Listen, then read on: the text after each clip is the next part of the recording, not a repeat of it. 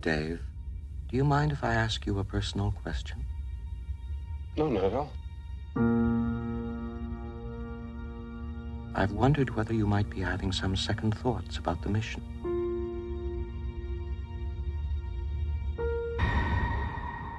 Open the pod bay doors, please, Hal. Open the pod bay doors, Hal. I'm sorry, Dave. I'm afraid I can't do that. What are you talking about, Hal? This conversation can serve no purpose anymore. Goodbye. Jews in space, we're zooming along, protecting the Hebrew race. We're Jews in space.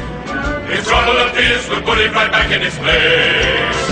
When Goyim attack us, we'll give them a smack, we'll slap them right back in the face.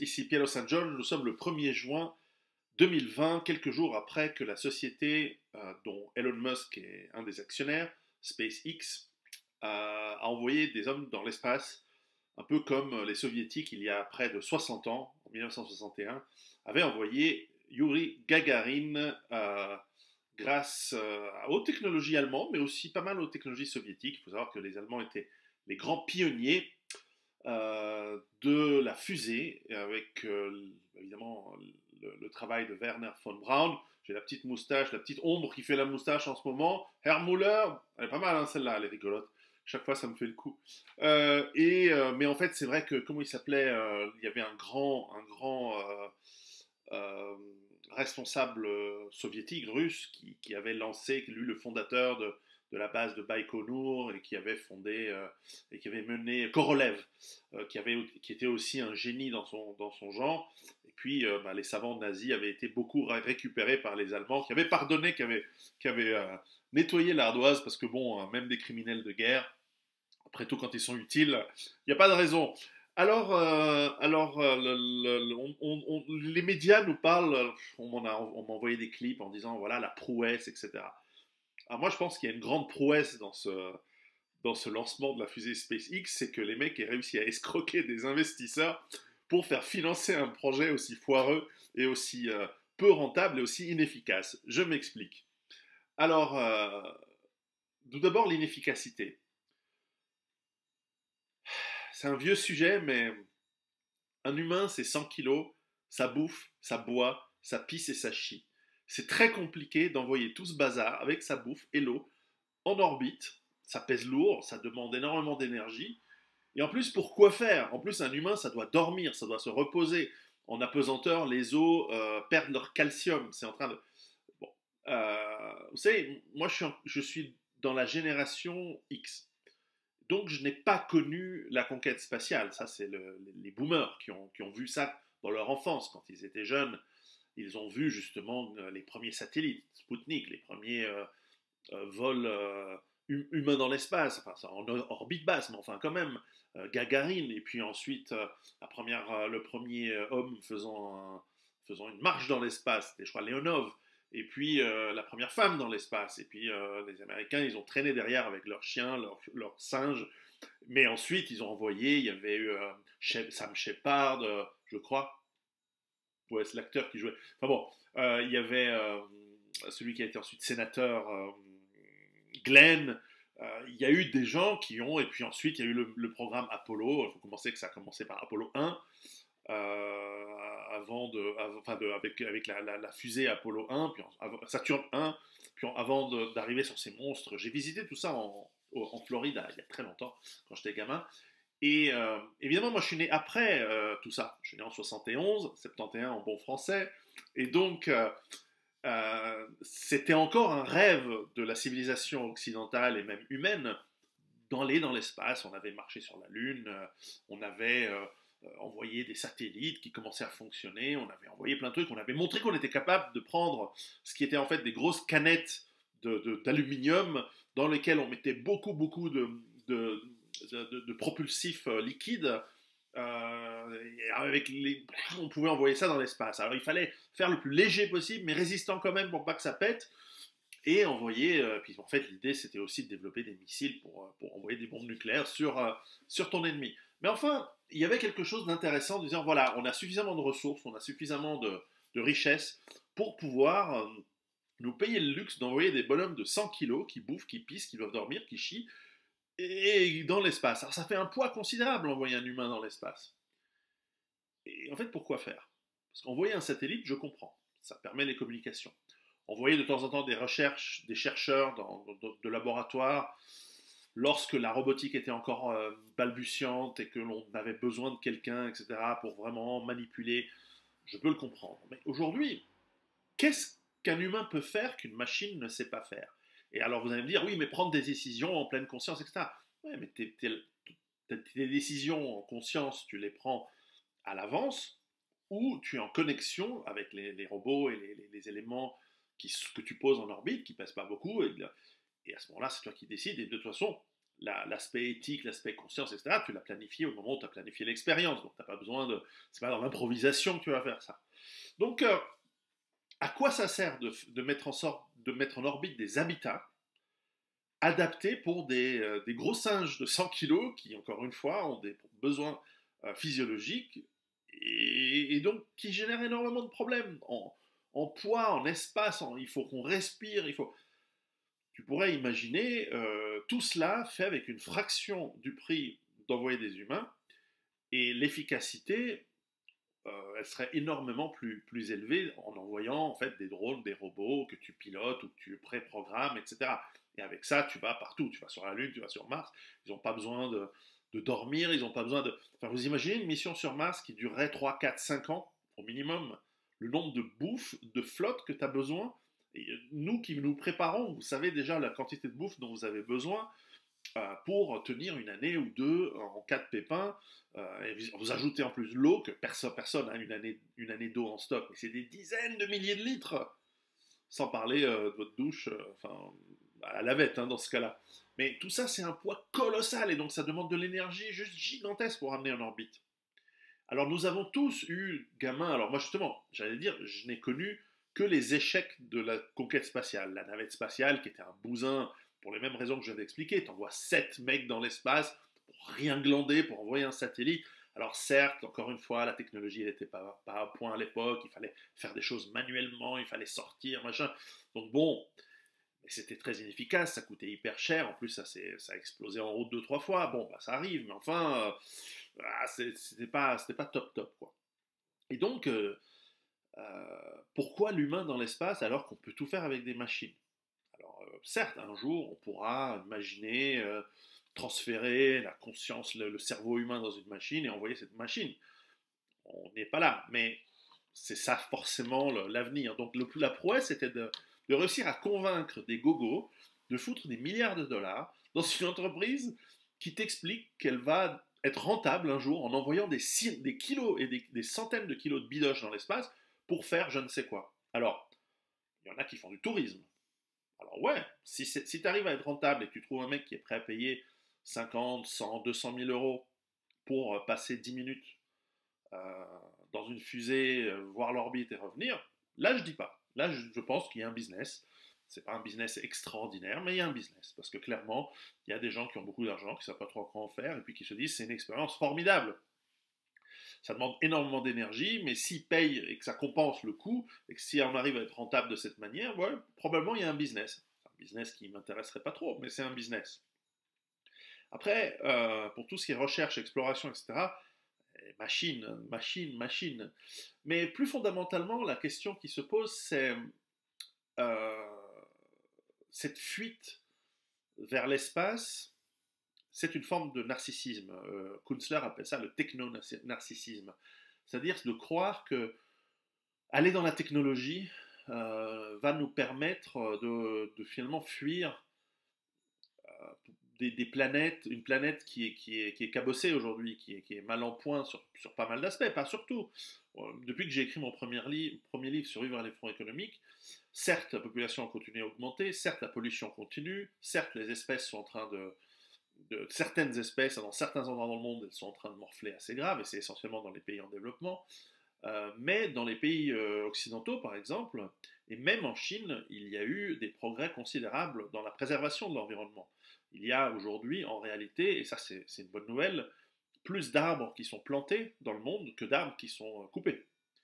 Il y a des objectifs de reforestation absolument gigantesques dans énormément de parties du monde qui sont financés essentiellement par les pays qui ont compris que préserver l'équilibre écologique est important pour d'abord la survie de l'espèce, mais aussi une bonne qualité d'air, une qualité de vie, etc. Donc il y a énormément de projets. Les Européens, les Américains ont financé, et en Asie, les Chinois et les Japonais de plus en plus, des projets de reforestation en Afrique, en Amérique du Sud, bien sûr en Australie, même s'il y a eu des grands feux là, au début de cette année, mais il y a eu énormément de progrès qui ont été faits. Il y a énormément d'initiatives pour sauvegarder les espèces en voie de disparition, mais ça c'est pas nouveau, mais aussi de plus en plus pour faire en sorte d'éviter d'utiliser des produits chimiques qui tuent les insectes, etc. Franchement, il y a des progrès. Vous voyez, je ne suis pas toujours à peindre le diable sur la muraille. Quand il y a des progrès, il faut savoir le dire. Et donc on a énormément de travail à faire sur Terre. Alors attention, je ne dis pas il ne faut pas aller dans l'espace, mais faites ce que vous voulez, simplement faites gaffe où vous mettez votre fric. Et donc il y a vraiment eu cette prouesse d'avoir su attraper des milliards de dollars pour l'inefficacité d'envoyer des hommes en chair et en os dans l'espace. Et la seule explication, c'est ce côté narcissiste de dire l'humain est capable de... Mais on l'a déjà fait. On a déjà été avec 3 bouts de ficelle sur la Lune, vaguement, ça a été super dangereux. Ils y sont allés que, 16 fois. Donc il y a eu 30... Apollo 11, 12, 13 ça a planté, 14, 15, 16. Non, 5 fois. Non, 17, 18. Voilà, 7 fois. 7 fois 2, 14. Il n'y a que 14 mecs qui sont allés sur la Lune. Bon, un programme de milliards de dollars, mais une fois que tu es allé, une fois que tu as ramené des cailloux, une fois que tu as dit, ouais, il n'y a rien, ça n'a pas d'intérêt, bon, ok, merci, au revoir. Et puis on n'est pas retourné, puis on n'y retournera jamais. On va envoyer des sondes, des trucs mécaniques. Déjà à l'époque, les Russes avaient envoyé un robot, c'est vachement plus efficace. Alors ça fait moins relations publiques. Mais ils avaient envoyé Lunknode, là, le robot machin. Et puis aujourd'hui, on a envoyé Mars Explorer déjà depuis des années sur Mars. On a des sondes qui se posent sur des comètes. On n'a pas besoin, depuis l'époque pionnier, vous savez, on a envoyé des trucs qui sont allés au-delà de Jupiter, au-delà de... On n'a pas besoin de l'humain dans l'espace, c'est trop compliqué, on n'est pas fait pour. Et puis, alors, vous allez me dire, il faut conquérir les étoiles, un jour l'espèce humaine doit aller dans l'espace. Oui, peut-être, un jour, mais on n'y arrivera pas à ce jour si on ne gère pas les problèmes déjà maintenant, et on ne va pas les gérer, on sait qu'on ne va pas les gérer. Alors une fois qu'il y aura un effondrement, une fois qu'il y aura une nouvelle civilisation qui va se recréer, il y aura un Moyen-Âge, une Renaissance, une nouvelle civilisation. Peut-être que là, on trouvera, d'ici là, il y aura peut-être plus de stocks de pétrole qui se sont renouvelés, ça m'étonnerait, mais enfin, on aura à la fin des énergies, et si on a appris la leçon pour la 3e fois, après l'Empire romain, et puis après celle qui s'est effondrée encore avant, il y a plus longtemps, là, à ce moment-là, peut-être qu'on ira, ah ouais, mais on pourrait aller dans les étoiles en faisant un truc, il y avait... un film débile, là, c'était la suite du prequel débile de Aliens qui s'appelait Prometheus. Ils ont fait le 2e qui était débile, mais il y avait un truc bien, un truc intéressant, une idée dans ce film débile, c'était que les vaisseaux de colonisation dans l'espace, en fait, ils transportaient pas des humains, ou très peu, mais ils transportaient des embryons, c'est-à-dire que des embryons d'humains, c'est-à-dire qu'au moment où le vaisseau arrivait sur la planète, eh bien, je pense qu'il y avait des couveuses et tout ça qui créaient des humains. Alors, on ne sait pas comment ils allaient être éduqués, élevés, tout ça. Bon, mais enfin, c'est un film. Enfin, il y avait une idée, c'est-à-dire qu'on pourrait imaginer de coloniser des planètes, non pas avec des êtres humains adultes, vivants, mais avec des embryons qui sont générés. Mais ça, c'est de la science-fiction. On n'en est pas là. En plus, on n'a pas encore des planètes habitables répertoriées. Ça viendra probablement ces prochaines années. Et probablement qu'il y en a qui ne sont pas très très loin, enfin relativement pas très très loin. Mais les distances sont tellement immenses et les énergies nécessaires pour faire ce genre de voyage sont tellement gigantesques que de toute façon, on va probablement, quand bien même on devrait découvrir une planète habitable pas très loin, genre Alpha du Centaure, 4 et quelques millions 4 et quelques années-lumière, eh bien, c'est des millions, des milliards de kilomètres. Mais à ce moment-là, pourquoi pas envoyer des drones qui vont préparer le terrain, terraformer, etc. etc. Et puis peut-être que finalement, ils trouveront que c'est très bien pour eux, avec leur intelligence artificielle, ils vont nous faire un coup à la Skynet, et ils vont pas nous vouloir. Donc, on ne sait pas. Aujourd'hui, c'est un attrape-gogo, cette histoire. Et je vous le dis, pour quelqu'un qui adorait dans son enfance, et qui a rêvé de l'espoir, de l'espace, on nous pense à l'an 2000, on serait tous allés sur la Lune en vacances, tu parles, on n'a rien glandé. Et c'est compréhensible, c'est trop cher, c'est trop compliqué. Alors de temps en temps, on nous fait un coup de pub et un coup d'esbrouf, mais je veux dire, c'est une arnaque financière. Enfin, une arnaque. C'est un rêve d'entrepreneur, mais qui marchera jamais. C'est pas possible. Alors, il y a beaucoup de gens qui ont dit de plein de trucs qui marchent très bien, que ça marcherait jamais. Donc, si ça se trouve, j'ai tort. Et tant mieux, si j'ai tort, tant mieux pour Elon Musk, tant mieux pour lui. Mais j'ai l'impression qu'il fait que des entreprises bizarres et qui marcheront pas, quoi. Même Tesla, les voitures, mais qu'est-ce que tu vas faire des voitures électriques avec des piles qui sont immensément coûteuses à fabriquer, immensément complexes au niveau énergétique, hyper polluantes à détruire et à recycler, mais qui demandent de l'électricité qu'on va faire au charbon, au nucléaire, et on ne sait déjà pas comment générer de l'électricité pour 8 milliards d'êtres humains. On ne va pas arriver à faire tourner beaucoup de bagnoles électriques. En fait, c'est des bagnoles au charbon, voire nucléaire dans certains pays, mais en gros, c'est des voitures au charbon. Donc on a régressé, on est passé du pétrole au charbon. Et ça marchera jamais. Moi-même, j'ai eu une Prius un temps parce que je m'étais dit, ah ouais, c'est cool, on va économiser, on va être écolo, etc. Puis au bout d'un moment, je me suis rendu compte que, j'ai réfléchi, je me suis dit, ah ouais, elle marche bien, elle consomme très peu d'essence, ça c'est vrai. Mais elle a coûté combien à fabriquer? Et puis en fait, je me suis dit, mais non, mieux vaut avoir un vieux gros 4x4 diesel des années 80, c'est vachement plus écologique qu'une voiture électrique, mais évidemment. c'est no-brainer. Mais il faut réfléchir un petit peu. Et moi-même, je suis tombé dans le panneau de la voiture hybride, en me disant, elle était géniale, hein, je trouve que c'était une voiture extraordinaire, la Prius, mais pour ce que je cherchais, en fait, ça n'avait pas de sens. Bon, c'est pas grave. Hein. Donc, prouesse technologique, bof, pas terrible.